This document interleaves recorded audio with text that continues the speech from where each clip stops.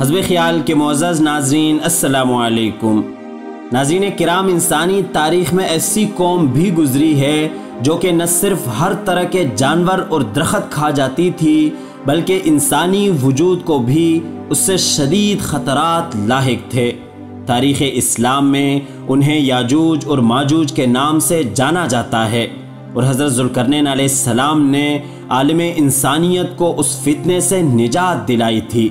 لہٰذا آج کی اس ویڈیو میں اسی موضوع کو ڈسکس کریں گے اور مزید یہ بھی بات کریں گے کہ دور حاضر میں وہ کس جگہ واقع ہیں، اور مزید یہ کہ چین میں پھوٹنے والی بیماری اور چینی عوام کا اس قوم سے کیا تعلق ہے۔ مگر آپ سے گزارش ہے کہ ویڈیو کو آخر تک لازمی دیکھیے گا۔ تو ناظرین گرامی، یاجوج و ماجوج حضرت نوح علیہ السلام کے تیسرے بیٹے یافس کی اولاد میں سے ہیں۔ یہ انسانی نسل کے دو بڑے وحشی قبیلے گزر چکے ہیں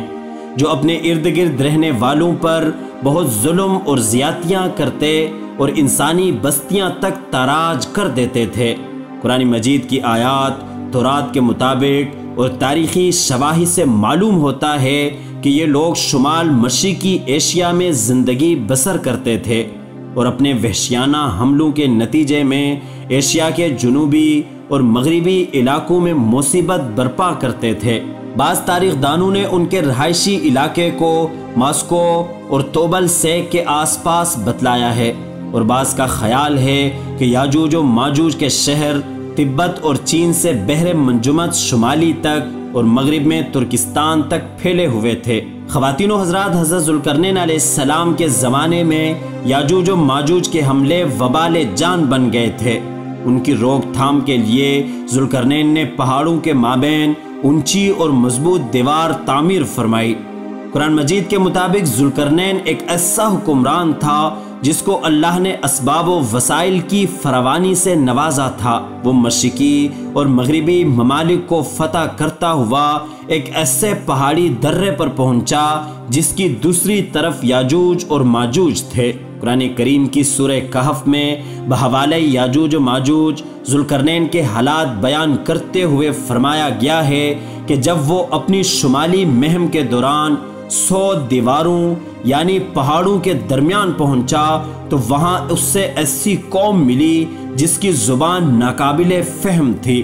تاہم جب ترجمان کے ذریعے گفتگو ہوئی تو انہوں نے عرض کیا کہ یاجوج ماجوج اس سرزمین پر فساد پھیلاتے ہیں، لہٰذا اب ہمارے اور ان کے درمیان ایک سد یعنی دیوار تعمیر کر دے۔ جب یہ دیوار تعمیر ہو گئی تو ذوالقرنین نے اللہ کا شکر ادا کیا جس نے یہ دیوار بنانے اور لوگوں کو آئے دن کی پریشانیوں سے نجات دلانے کی توفیق بخشی، مگر ساتھ ہی لوگوں کو یہ بھی بتایا کہ یہ دیوار اگرچہ بہت مضبوط اور مستحکم ہے مگر یہ لازوال نہیں ہے، جو چیز بھی بنی ہے بالآخر فنا ہونے والی ہے، اور جب میرے رب کے وعدے کا وقت قریب آئے گا تو وہ اس کو پیوند خاک کر دے گا، اور میرے رب کا وعدہ برحق ہے۔ رہی یہ بات کہ وہ دیوار کہاں واقع ہے تو اس میں بھی کئی اختلافات ہیں،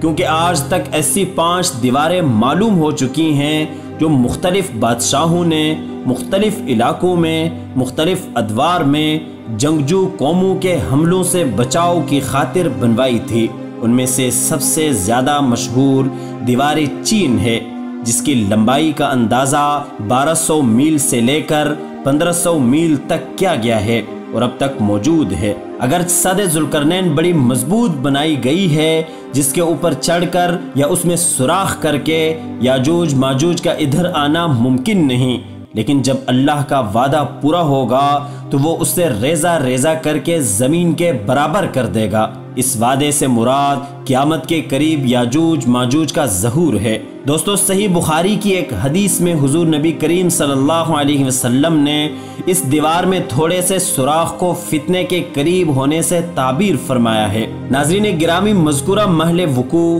اور یاجوج و ماجوج کی نشانیوں اور آپ صلی اللہ علیہ وسلم کے فرامین کو مد نظر رکھتے ہوئے چینی عوام کی موجودہ صورتحال کو دیکھا جائے تو لگتا ہے کہ چینی عوام وہی یاجوج اور ماجوج ہیں جنہیں حضرت ذوالقرنین علیہ السلام نے بند باندھ کر انسانیت کو اس فتنے سے محفوظ کیا تھا۔ آپ کو میری رائے سے اختلاف ہو سکتا ہے، مگر چین میں جو بیماری اس وقت لاحق ہوئی ہے اس کو سامنے رکھ کر بات کی جائے تو کافی حقیقت کے قریب تر لگتی ہے، کیونکہ چینی قوم نے ون بیلٹ ون روڈ کے منصوبے کے ذریعے پوری دنیا میں پنجے گاڑ لیے ہیں، اور پاکستان میں سی پیک جیسی مثال آپ کے سامنے ہے، اور یہ قوم ہر طرح کے زہریلے جانور بھی کھا جاتی ہے، اور احادیث کی روشنی میں اس قوم کی تباہی ایک ایسے مرض سے ہوگی جو گلے میں لاحق ہوگا۔ لہٰذا اگر دیکھا جائے تو کرونا وائرس کے باعث چینی عوام کی تمام سرگرمیاں معطل ہو چکی ہیں، ان کی زندگی اور معیشت مفلوج ہو چکی ہیں، وہ صرف اپنے ملک میں قید ہو کر رہ چکے ہیں۔ ناظرین، آپ اس بارے میں کیا کہتے ہیں؟ اپنی قیمتی رائے کمنٹ باکس میں لازمی دیجیے گا کہ کیا اس بیماری کو قیامت کی نشانی سے تعبیر کیا جا سکتا ہے یا کہ نہیں۔ ویڈیو پسند آنے کی صورت میں دوستوں کے ساتھ لازمی شیئر کیجیے گا۔